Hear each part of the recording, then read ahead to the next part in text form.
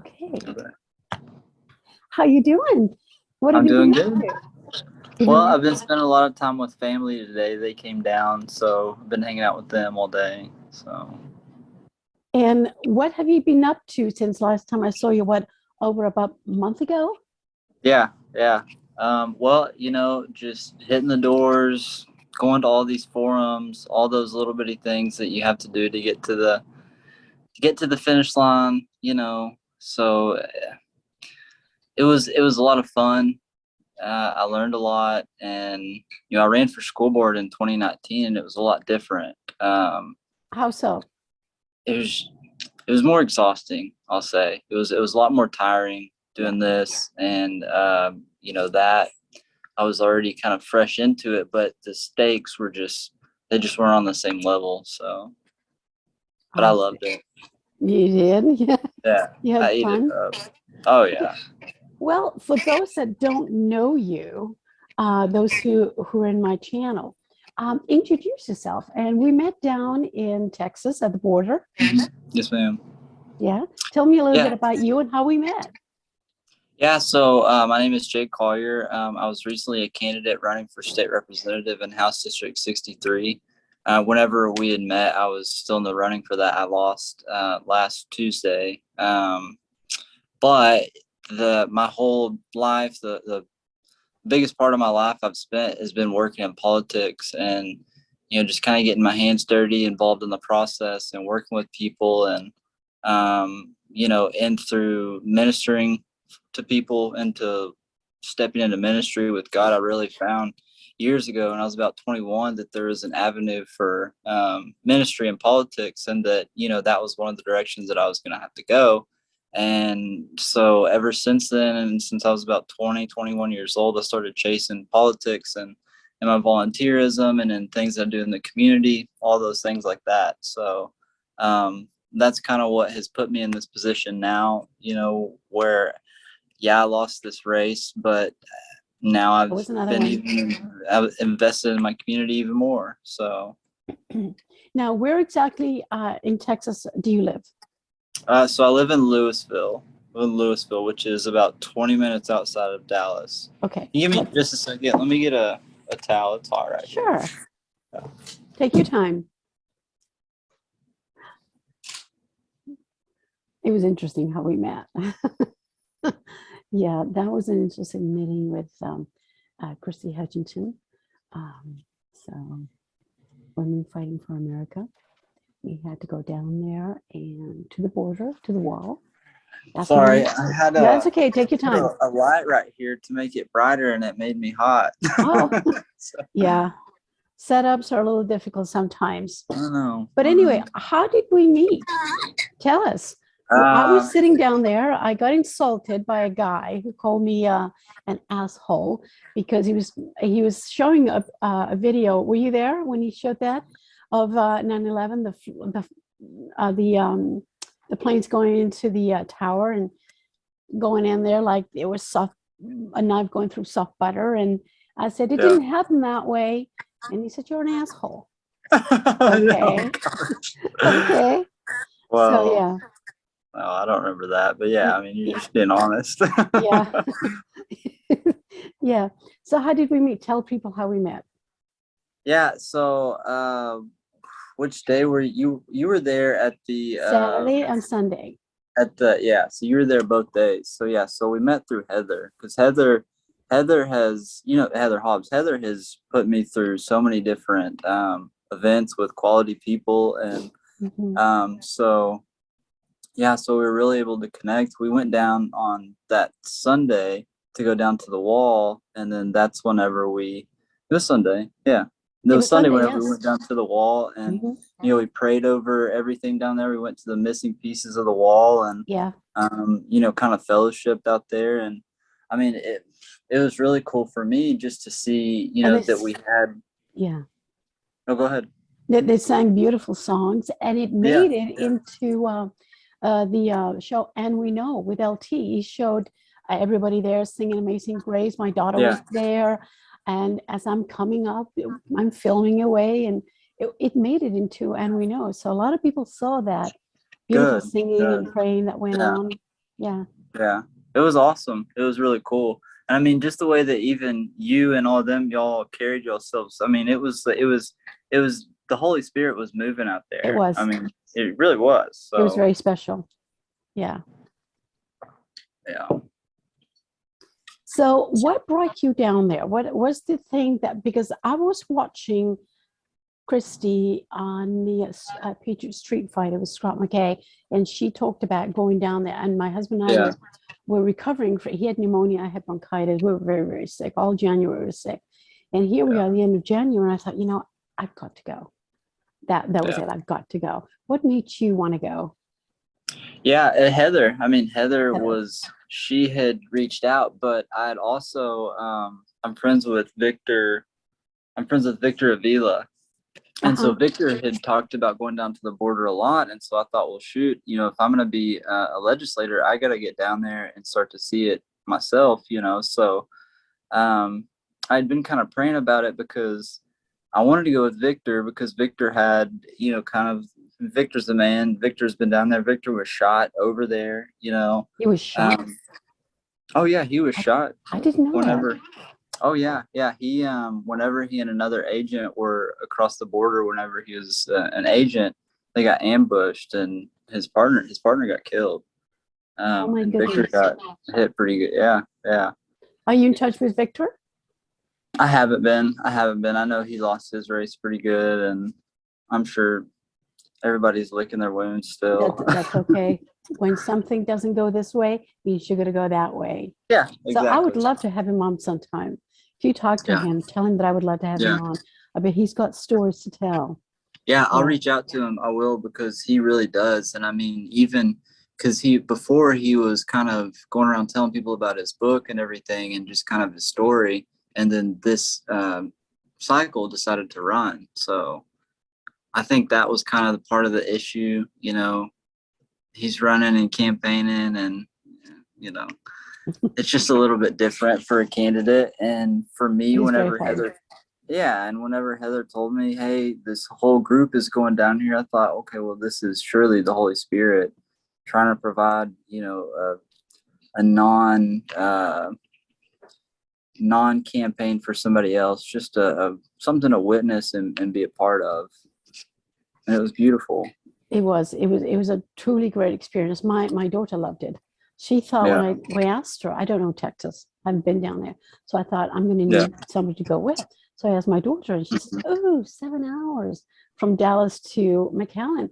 And she thought, you know what? No, we'll have time to be together and catch up and chit chat and whatnot. And then on the way back, she said, Mom, we were supposed to be there. We were supposed to be there. Our feet had to be on that ground. And I think in a certain way, it's got to be hard ground, because there's little miracles being performed down there. Were you at the parking lot when they found the little blue shoe, a baby's blue shoe? Right across the street from the border. You know how we go up into the town, and there's that little river right there, and right behind there's some trees, and then there's that road, and then you have that park over there, and that's where we all met. In that park, somebody found, I think it was in the park that they found a tiny little baby shoe, and that was a baby shoe. And somebody held that up and say, this is what we're fighting for. What is a baby shoe doing there? Babies have no business being there. Right. And that it was very interesting to see that border, to see that wall, and then that pathetic little piece of crap that Biden built just for the sake of, didn't go anywhere.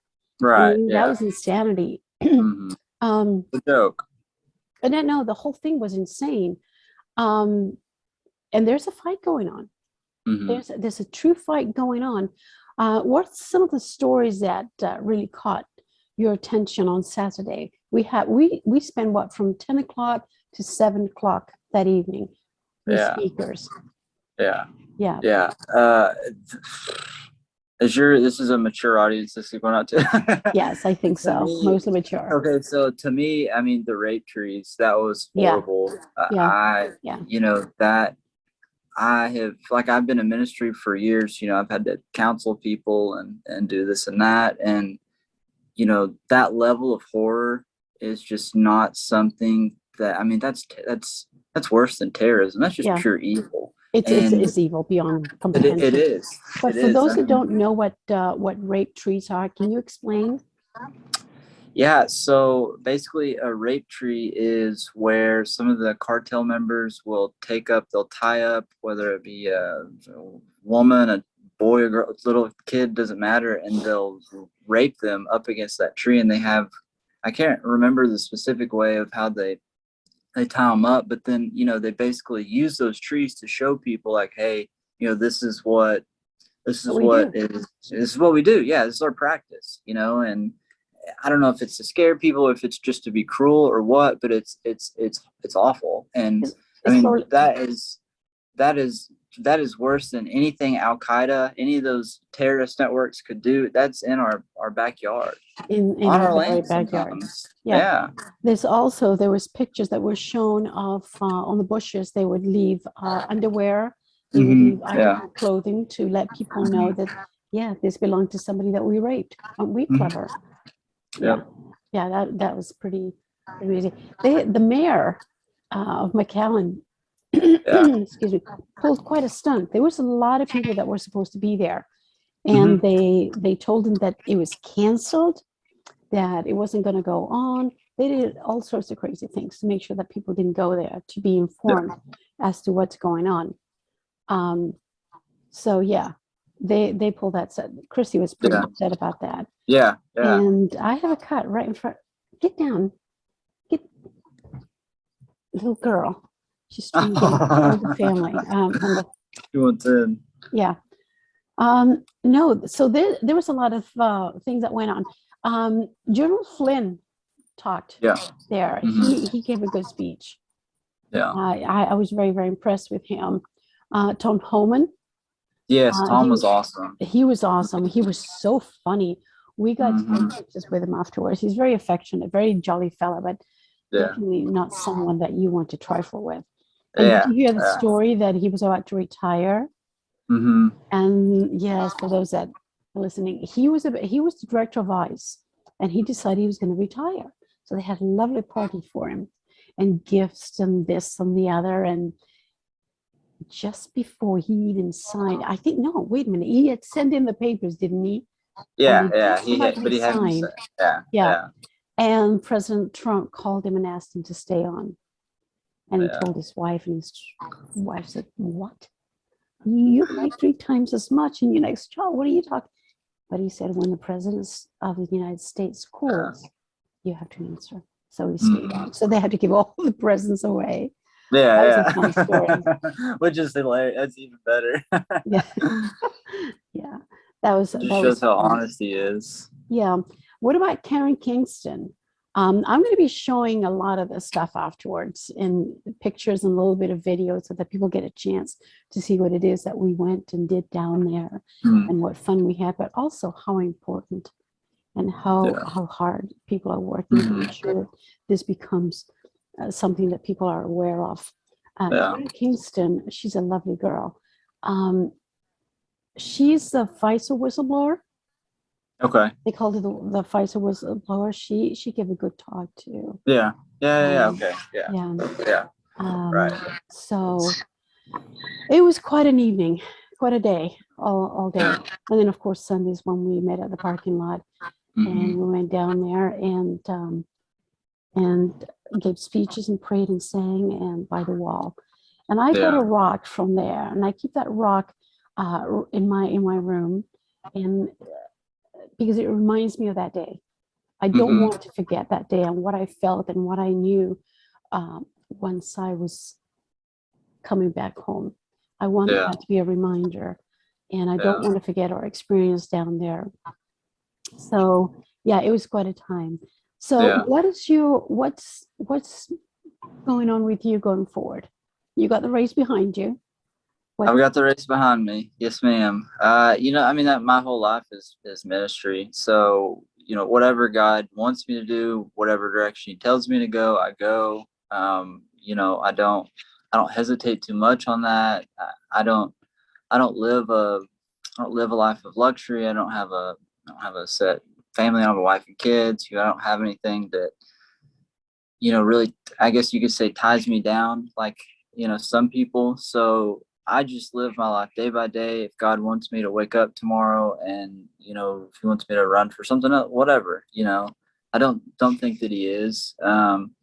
But I do know that I want the seat. I still want the seat. And, the guys that are making it to the runoff, I don't want either of them as my representatives. And I want to be the representative in House District 63. Who are One of them is Ben Bumgarner and the other is Jeff Younger. And I know no matter what, I'll still believe next session that I should be in that seat, and chances are that I'll probably run for it again. But in the meantime, I'm going to do everything that I can as a citizen, as a volunteer, serve my community, to serve at the legislature, to work on the issues that I said were important, which are the border, the energy grid, and our education system. I'm still going to go work on those things, whether it be here with the legislators that we've got, with the new legislators down there, whichever. I mean, I'm not going anywhere. If anything, I'm just more emboldened and given another new, a new brighter path to follow. And I get to sleep a lot more. Is this your first race? Is this It's the not. first time no? Okay. No, this is my second. Oh, I ran for school board in Louisville ISD in 2019. Yeah. It's tough. It is tough to be a candidate. It's not easy at all. And your funding, where'd you get your funding from, if I can ask? Just friends? I begged a lot of people. Yeah. No, I just asked all my friends and family. And, once you go through all your friends and family, then you can really make the calls at, meet and greets, at forums, and when you block walk and stuff like that. So, I mean, I ended up raising about pretty close to $8,000, which isn't a ton at all, but it funded everything that I needed. I didn't get to put out mailers, which I would have liked to do, but God provided all the money that I needed to get me to the point that I needed to be. So yeah, and little by little you get that name recognition, and one day people know who they are when you stand for, and that's when you get elected. Exactly. Yeah. How are things going in Texas? Does it look like the present governor is going to keep on going, or how is Alan West doing? Well, I mean, Alan lost. Yes, he lost, but how is he doing now? But I think he's probably disenfranchised. I mean, I've talked to some people that are in his corner, and I don't know how you can't be.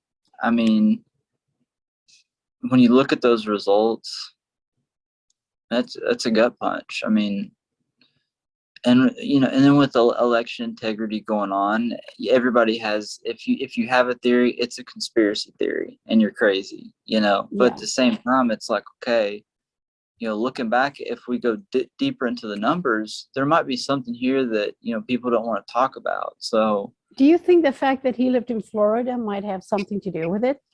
I think so. I think so. Yeah, I think people who are native Texans. They want their own people? Do what? Do you think that they just want their own people? Generally, yeah. But I mean, I like military leaders. So, I mean, yes. That's what I've always liked. I mean, I'm a student of history, so a lot of famous leaders were military guys. And that's kind of how I look at governing sometimes. But, now this day and age, it's a little bit different. So. What do you think's going on with the present governor? Is he going to keep on going in Texas, or is he going to get a real challenger next time? I hope so. I hope he does get a real challenger. I just don't know that anybody is there right now. I don't think it'll be Alan. I don't think Don will keep doing it. And I mean, if anything, if they were smart, they'd run for lieutenant governor. I mean, the lieutenant governor has almost just as much authority as the governor, if not more, especially because he presides over the Senate. Yeah. So I don't know. I think no matter what, Abbott's ambitions are always going to be the presidency. No chance. No chance. Not at all. No chance. No. I think Trump's going to go for another 8 years. He's got another 6 years to go. I think. Could be. Yeah. Maybe I'm crazy, but I think he's going to finish off this last 2 years of this mockery of presidency that's going on right now. And I think there's a good chance he might come back after the elections, 2022 elections, and then he's eligible for another 4 years, constitutionally speaking. Right. So I think he's got a while to go. And I think the only person that has any chance to succeed President Trump right now, in my never to be humble opinion, is DeSantis. He's doing fantastic. Yeah, I love Ron. Yeah, he's phenomenal. Absolutely phenomenal. And by the way, great news. His wife now is free of cancer. So we're very, very blessed. We're so grateful for that. She's too young, too beautiful, and a mother of 2 young children. So happy. She's okay now. So that's good. So how do you see Texas? Some people see it as a purple state. Is it getting there or not? It depends on which part of the state you're in. I mean, over here, well, Houston, it's very purple. In my county, in Denton County, it's in Flower Mound and Louisville, places like that. It's pretty conservative, but it's pretty purple across the state. Is it really? It is, yeah. And you go to places like the Panhandle, places like Lubbock, some of those rural areas, places where I grew up around Wichita Falls, they'll still have some of those, Republican conservative values there and everything. And it's not, it's just, there's some of the most red districts in the country, but over here in the cities, you've got suburban Republicans over here, and, they're not trying to be any more conservative. They think that there's a moderate base out there, and they're trying to appeal to both sides when, I mean, that's just not how it should work. We should be coming with our values, and people should be coming over to our values based on what our representatives are standing for. And that's not what's happening anymore. But this is the complaint that most people have about the Republican Party, is that they want to be too much to too many people instead of sticking to the old-fashioned values. And I think if there's any problem that needs to be solved, is that one, the identity. I'm not fond of the Republican Party as it stands. I'm really not. In fact, I consider myself an independent conservative. I will vote Republican if I see that there's a Republican candidate. But I don't know. The Republican Party needs to shed a lot of its dusty weight, because I mean, you get somebody like what's his name, Lindsey Graham, a United States senator, calling for the assassination of a foreign leader. What the bloody hell is he thinking? And they say, "Oh, Republican, come on." That's crazy talk. Mitch McConnell, another one. Romney, another one.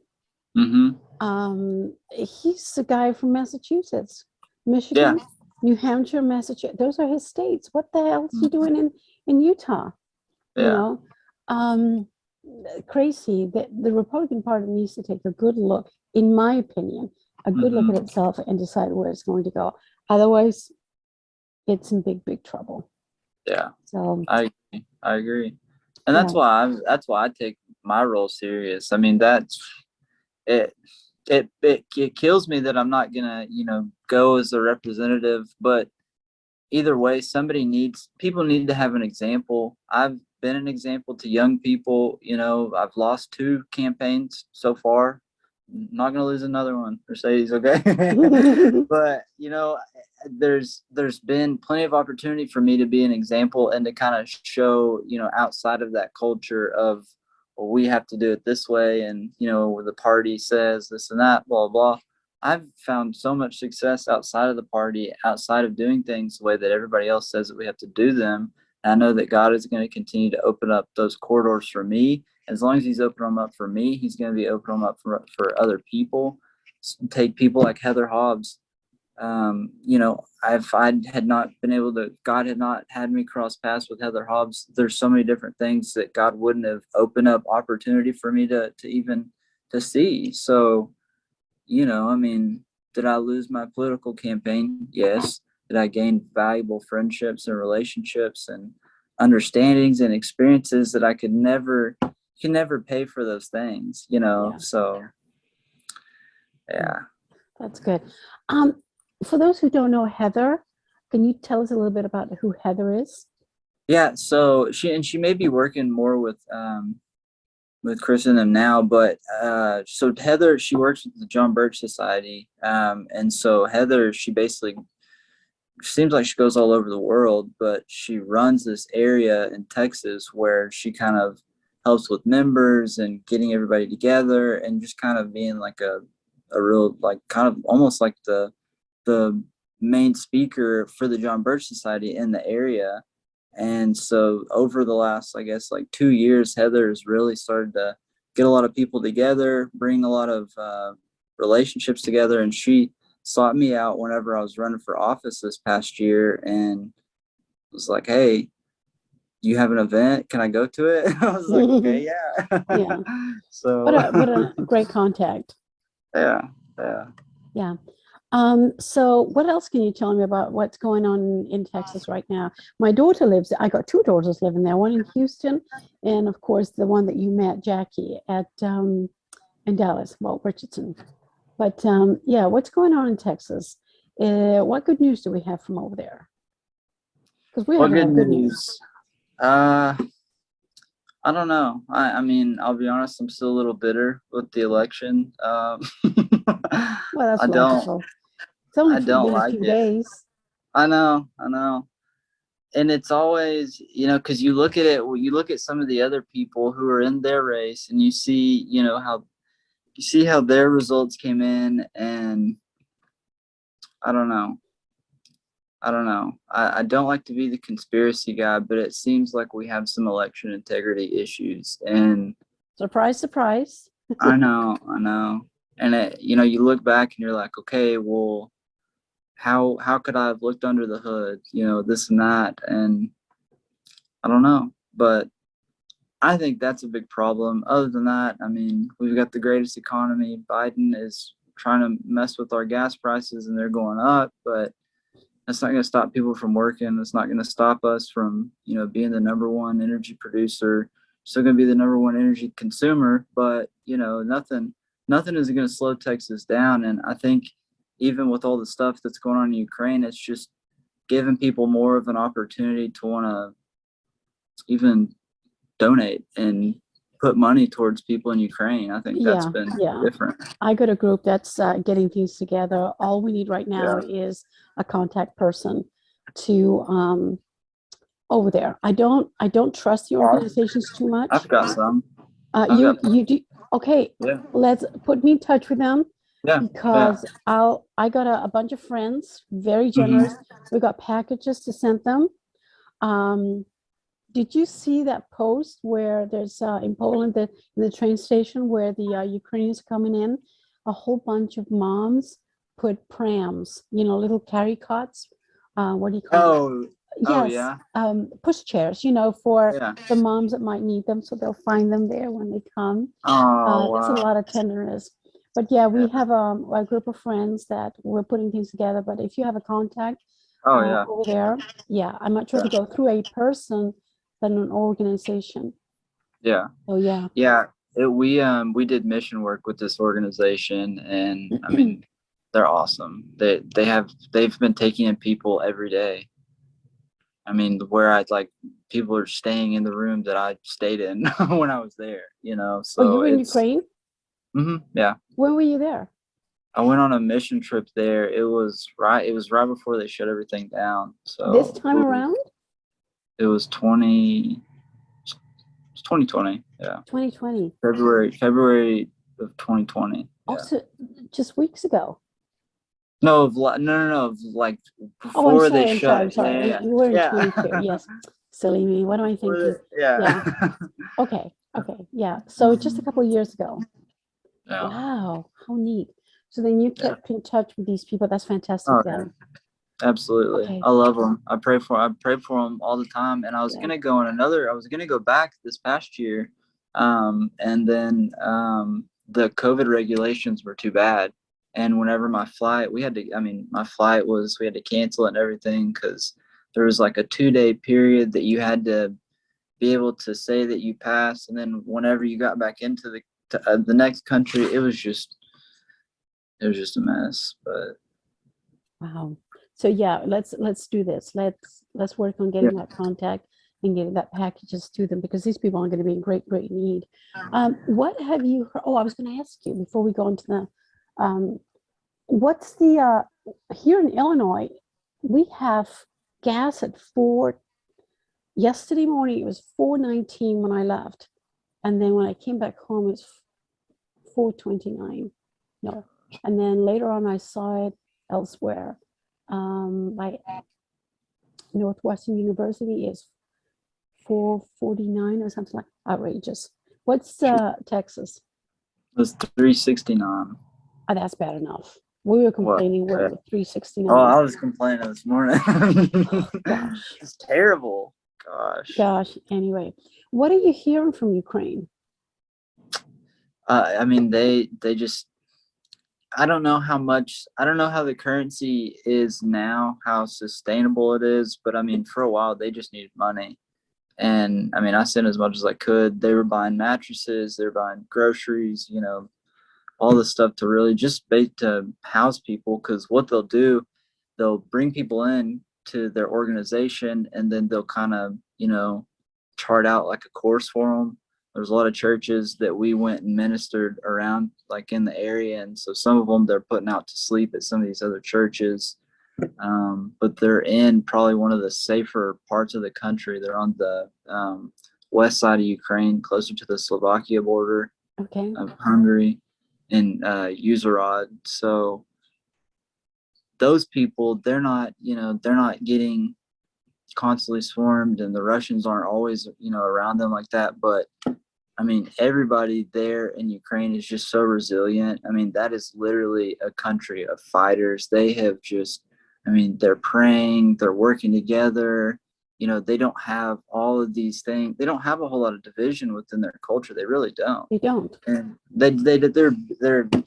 I miss them. They're just the best people. And I mean, even just seeing some of their posts, they're really hard workers. And I mean, it's not a surprise that they're praying and seeing victory.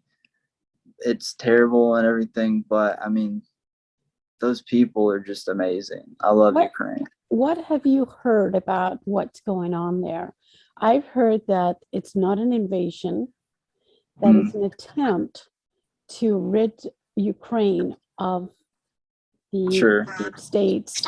Well, the biolabs, 13 of them. I think there's 25 biolabs all over the world. 13 of them are in Ukraine. And that's the area that's being bombed. Because unlike, normal people that would say, let's put a biolab, that can be dangerous in the boonies. No, right there in town, which makes it even harder. If you want to strike at them, you strike the people. And these psychopaths couldn't care less. So that's where they got these biolabs, right in the middle of everywhere. So yeah, people are losing their homes. I have a friend that says her town is just about rubble. But I think they're just about done with the biolabs. Also, I've heard, I don't know, I haven't verified it. I heard that the president, Zelensky, he knew about the biolabs and lent a blind eye because he was getting a very generous kickback. Have you heard anything about that? I haven't heard that. That's the thing, because, and even seeing whenever I was over there, I always asked them, because everybody knew that I was into politics, that I was involved in stuff. So I'd ask them what they thought about Zelensky, and they liked him at that point because he seemed like an outsider. They're just like, we'll see. It was that kind of thing, because he didn't seem like the other guys. So I don't know. I've looked into him myself. I know he had the TV show and everything. I mean, he had the name recognition, but it's hard to imagine how an actor that hasn't done very much anything other than shows, which apparently were very, very good and very popular, would have the insight into the presidency. I heard that he was installed, and it makes sense. So he was supposed to have flipped in 2019, but who knows? Who knows? Yeah, exactly. And that's another thing. Let them figure it out. I mean, as a country, and whenever I'm president, I don't want to be fighting everybody's wars for them. I mean, let Zelensky and Putin and those guys over there, they've got to figure out their problems. They really do. I mean, they can't be letting these war type of situations come into play, because then you've got people displaced. Like my people in Ukraine, I have friends in Ukraine. They don't like this. They don't want this. They don't want corruption. At the same time, I have friends in Russia. They don't like this. They don't want this. They don't want corruption. So it's like you have people, but it's not really our place to say. That's for their culture. That's for their people to decide how they want to move history better. And it's tough, because I love Ukraine and I love those people.